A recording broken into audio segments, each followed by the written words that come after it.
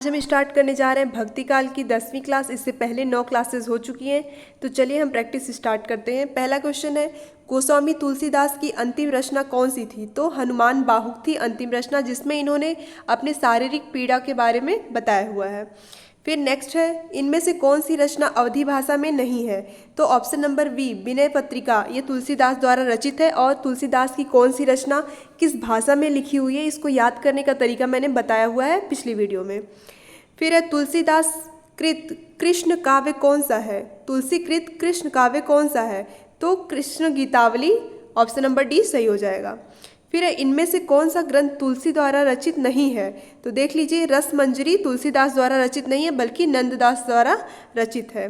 फिर है, राम सीता के विवाह के अवसर पर किस कवि ने मिथिला की स्त्रियों से गीत गवाया? तो यहाँ पे ज़्यादातर लोग ऑप्शन नंबर ए लगाएंगे तुलसीदास, जबकि ऑप्शन नंबर सी सही होगा। इसका आंसर होगा केशवदास।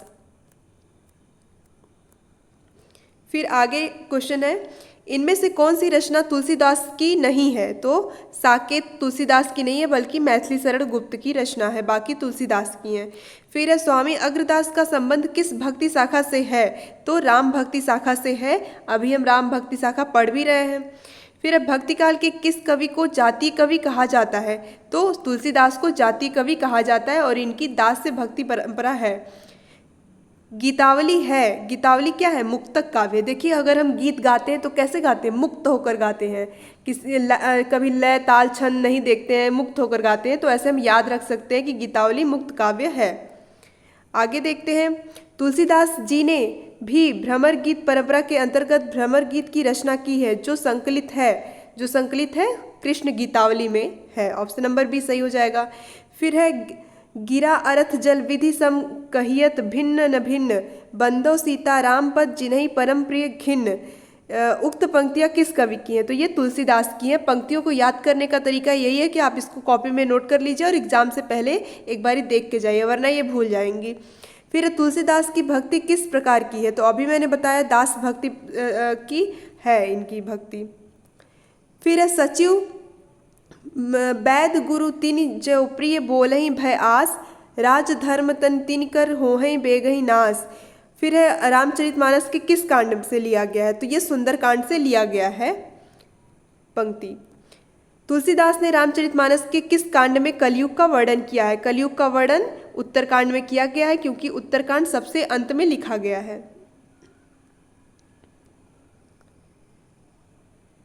फिर सगुनहि अगुनहि नहीं कछु भेदा, इस तथ्य को तुलसीदास ने किसके द्वारा कहलवाया है?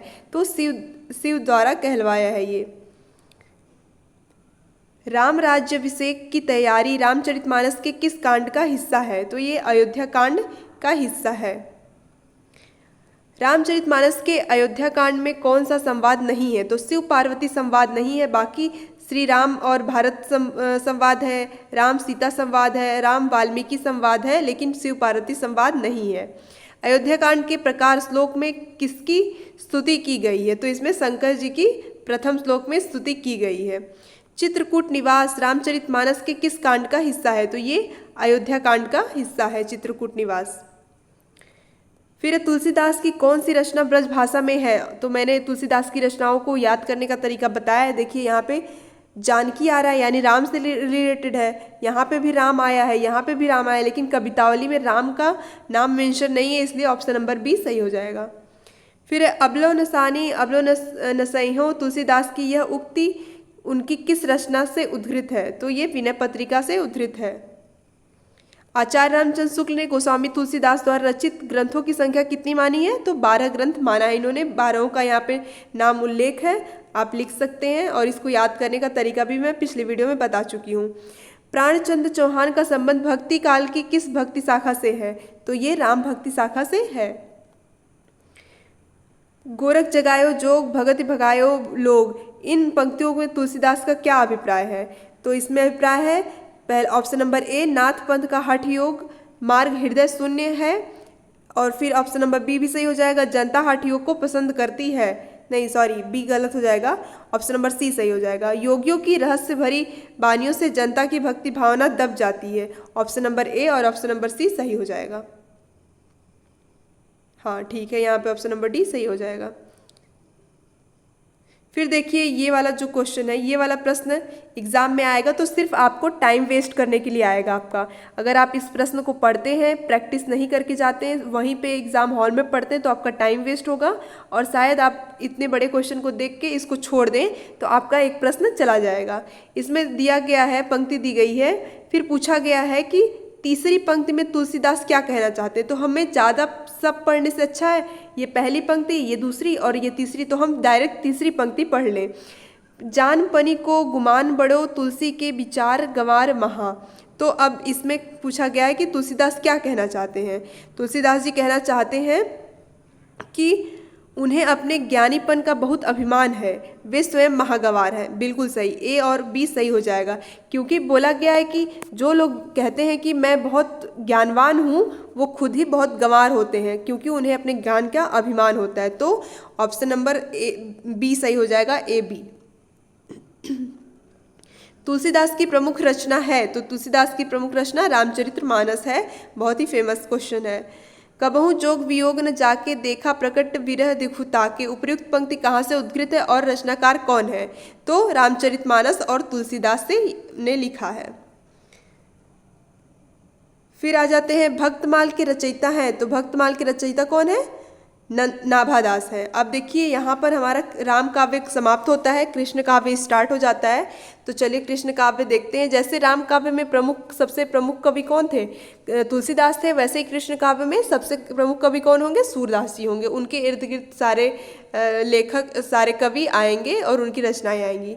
सुदामा चरित किसकी रचना है? देखो सुदामा चरित किसी के चरित्र की रचना कौन करेगा? जो नरों में उत्तम होगा, नरोत्तम दास। ऐसे करके आप याद रख सकते हैं। फिर निम्नलिखित में से अष्टछाप के कवि नहीं है, तो रैदास अष्टछाप के कवि नहीं है। अब देखिए अष्टछाप के जितने कवि हैं यहाँ पे नाम दिया हुआ, आप इसको नोट करके बार बार रिवाइज करके याद रख सकते हैं, जिससे अष्टछाप में जितने कवियों के से रिलेटेड जितने भी क्वेश्चन आएंगे उसको आप सॉल्व कर सकते हैं आसानी से। फिर स्वामी हरिदास द्वारा प्रवर्तित संप्रदाय है, तो सखी संप्रदाय इनसे प्रवर्तित है, इन्होंने किया है।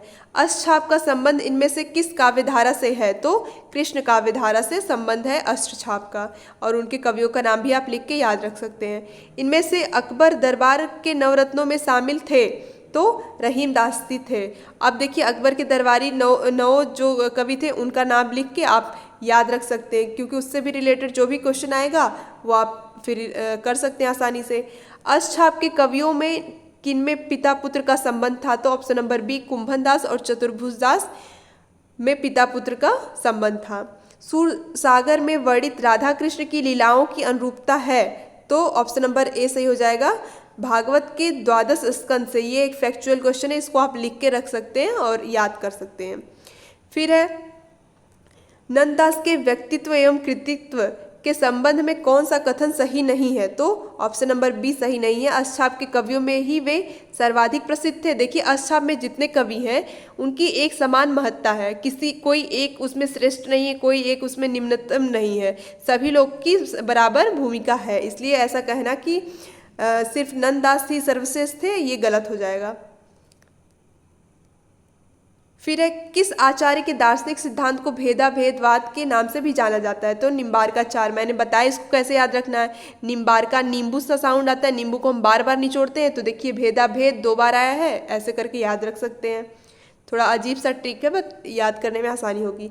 वल्लभाचार्य के विषय में कौन सा कथन सही नहीं है? ऑप्शन नंबर डी सही नहीं है। मूलतः इनका संबंध रामानुजाचार्य के श्री संप्रदाय से स्थिर किया जाता है, ये गलत हो जाएगा ऑप्शन।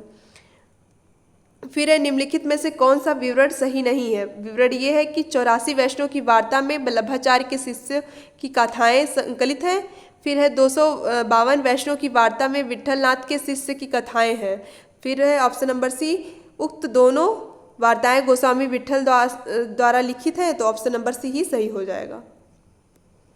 फिर भक्तिकालीन कृष्ण काव्यधारा के संबंध में कौन सा कथन सही नहीं है? तो ऑप्शन नंबर ए सही नहीं है। इनकी एक समान प्रकृति यह है कि यह अधिकतर प्रबंध रूप में रचा गया है, जरूरी नहीं है कि अधिकतर प्रबंध में ही लिखा गया हो।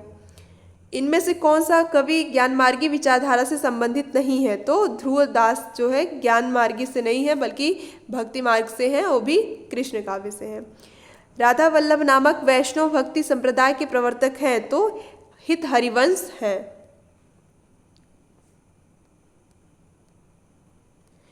फिर है पुष्टि मार्ग को जहाज जाता है सो जाको कछु लेना हो सो लेओ। सूरदास के मृत्यु के सन्निकट जानकर ये शोकार्त वचन किसके हैं? तो ये है विट्ठलनाथ के हैं।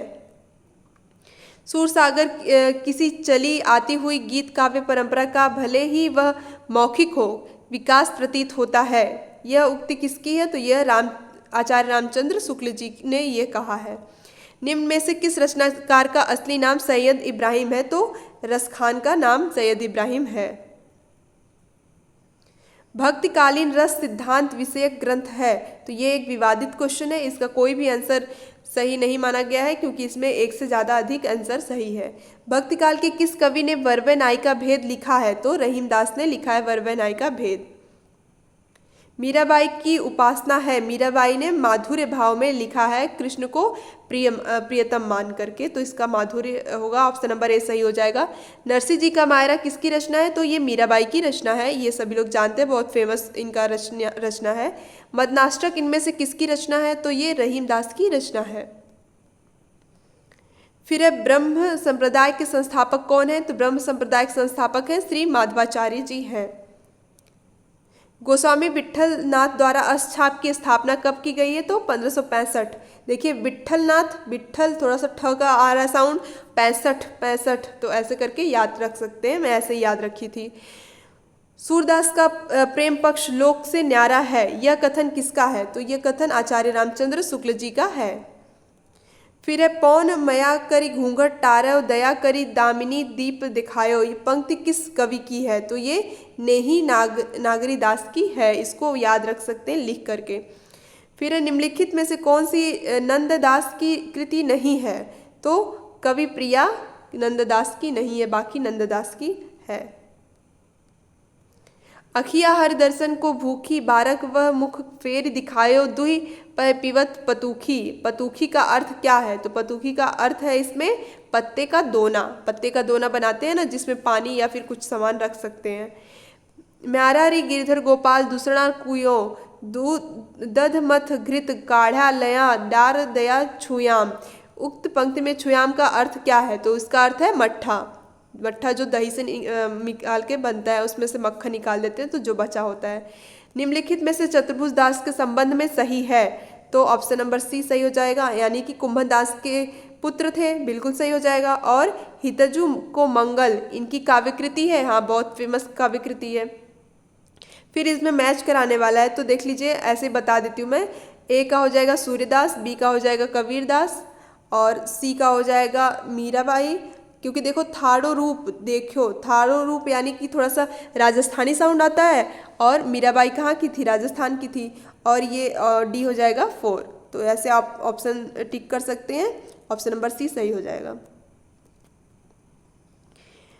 निम्न विकल्पों में से कौन सा विकल्प अष्टछाप के कवियों से संबंधित सही विकल्प है? तो कृष्ण भक्ति थे, वे कृष्ण सभी क्या थे? कृष्ण भक्त थे। निम्नलिखित में से कौन सा रहीम के बारे में असत्य है? तो रहीम अनपढ़ थे? नहीं, रहीम अनपढ़ नहीं थे, तो ऑप्शन नंबर बी गलत हो जाएगा। किस रस की अभिव्यक्ति में सूरदास संसार के सर्वश्रेष्ठ कवि बने? तो वात्सल्य रस, उन्होंने कृष्ण के वात्सल्य का वर्णन किया है। भ्रमर गीत नाम से सूर्य के काव्य को किसने संपादित किया है? तो आचार्य रामचंद्र शुक्ल ने संपादित किया है। प्रेम वाटिका के रचनाकार हैं? तो रसखान प्रेम वाटिका के रचनाकार हैं। मीराबाई को किसकी शिष्या कहा जाता है? तो रैदास की शिष्या है मीराबाई। तो आई होप आप लोग को क्वेश्चन समझ आया होगा। इतना जल्दी कैसे खत्म हो गया मुझे समझ नहीं आया। Thank you so much. I hope आपको पूरा क्वेश्चन समझ आया होगा, आपने पूरा अच्छे से प्रैक्टिस किया। और अगर मैं नहीं भी करा पा रही हूँ तो आप अच्छे से प्रैक्टिस अपना करते रहिए, क्योंकि TRE 4 आने वाला है, और जितना प्रैक्टिस करोगे उतना ही आपका क्वेश्चन आसानी से सॉल्व होता जाएगा। Thank you so much.